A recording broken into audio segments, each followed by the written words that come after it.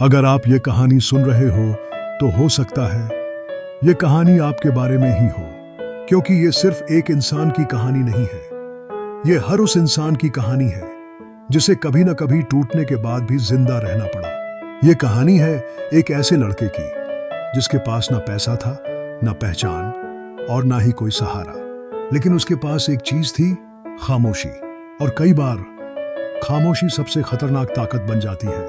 आज जो मैं आपको सुनाने जा रहा हूं वो कहानी है दर्द की, संघर्ष की और उस मोड़ की जहां इंसान या तो टूट जाता है या इतिहास बन जाता है। कहानी शुरू होती है एक छोटे से कस्बे से। उत्तर भारत का एक छोटा सा कस्बा जहां सुबह सूरज से पहले मजदूर उठते थे और रात सपनों से पहले थक कर सो जाते थे। इसी कस्बे में रहता था आरव, उम्र करीब 22 साल। चेहरे पर हमेशा थकान और आंखों में कुछ ऐसा जो हर कोई नहीं पढ़ सकता। आरव के पिता एक साधारण मजदूर थे जो रोज सुबह साइकिल लेकर निकलते और शाम को आधी कमर झुकाकर लौटते। माँ घरों में काम करती थी। आरव पढ़ाई में ठीक था, लेकिन हालात अच्छे नहीं थे। कॉलेज की फीस, घर का खर्च और ऊपर से समाज की बातें। पढ़ लिख कर क्या कर लेगा, हर दिन उसे थोड़ा थोड़ा तोड़ रही थी। एक दिन आरव को एक प्राइवेट कंपनी में काम मिला। सैलरी ज्यादा नहीं थी, लेकिन उम्मीद बहुत थी। पहले दिन बॉस ने कहा, यह गलती की कोई जगह नहीं है। आरव ने सिर हिलाया, लेकिन तीसरे ही दिन एक छोटी सी गलती हो गई और बॉस ने सबके सामने चिल्लाकर कहा, तुम जैसे लोग सिर्फ बोझ होते हैं। शब्द जोर से नहीं थे, लेकिन दिल पर हथौड़े की तरह लगे। उस दिन आरव ने कुछ नहीं कहा, लेकिन उसी रात उसने पहली बार अपने आप से पूछा, क्या मैं सच में कुछ नहीं हूं? घर आकर उसने मां को देखा। मां चूल्हे के पास बैठी थी, हाथों में जलने के निशान थे। आरव कुछ कहने ही वाला था, लेकिन मां ने सिर्फ इतना कहा, थक गया होगा, खाना खा ले। मां की आवाज में सवाल नहीं था, लेकिन चिंता साफ थी। आरव समझ गया, अगर वो टूट गया तो मां पूरी तरह टूट जाएगी। उस रात उसने रोने की बजाय खामोश रहने का फैसला किया। दिन बीतते गए, काम का दबाव बढ़ता गया।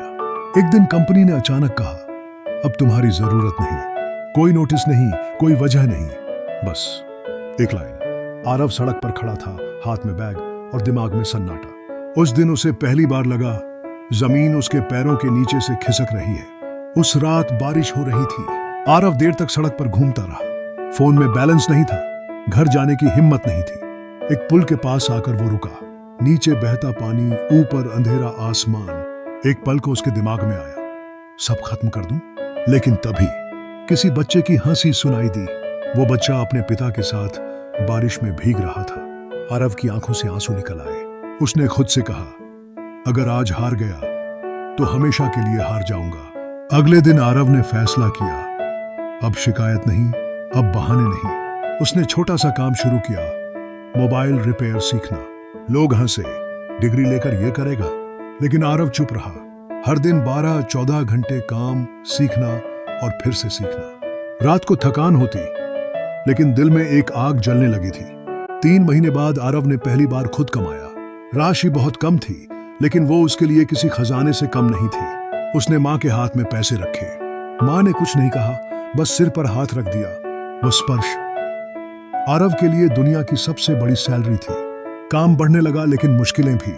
एक दिन दुकान में आग लग गई, सब कुछ जल गया। आरव फिर वहीं खड़ा था, शून्य पर। लोग बोले, हमने कहा था ना। उस रात वो फिर टूटा, लेकिन इस बार टूटा नहीं। उसने खुद से कहा, अगर एक बार खड़ा हो सकता हूं तो दोबारा भी। धीरे धीरे आरव ने ऑनलाइन काम सीखना शुरू किया। रात को इंटरनेट कैफे में, दिन में दुकान का काम। साल भर बाद उसके पास खुद का छोटा सा सर्विस सेंटर था। वही लोग जो कभी हंसते थे अब सलाह लेने आते थे। लेकिन आरव नहीं बदला। उसकी खामोशी अब उसकी पहचान बन चुकी थी। एक दिन उसी कंपनी का बॉस जिसने उसे निकाला था, फोन रिपेयर के लिए आया। आरव ने पहचाना, लेकिन कुछ नहीं कहा। काम पूरा करके सिर्फ इतना बोला, हो गया सर। बॉस ने पूछा, नाम क्या है? आरव मुस्कुराया, कोई जरूरत नहीं, क्योंकि अब उसे पहचान की जरूरत नहीं थी। ये कहानी सिर्फ आरव की नहीं है, ये आपकी है, मेरी है और हर उस इंसान की है जो चुपचाप लड़ रहा है। याद रखना, जो इंसान खामोशी में मेहनत करता है उसकी आवाज एक दिन पूरी दुनिया सुनती है। अगर ये कहानी आपको कहीं छू गई तो समझ लेना, आप हारने के लिए नहीं बने,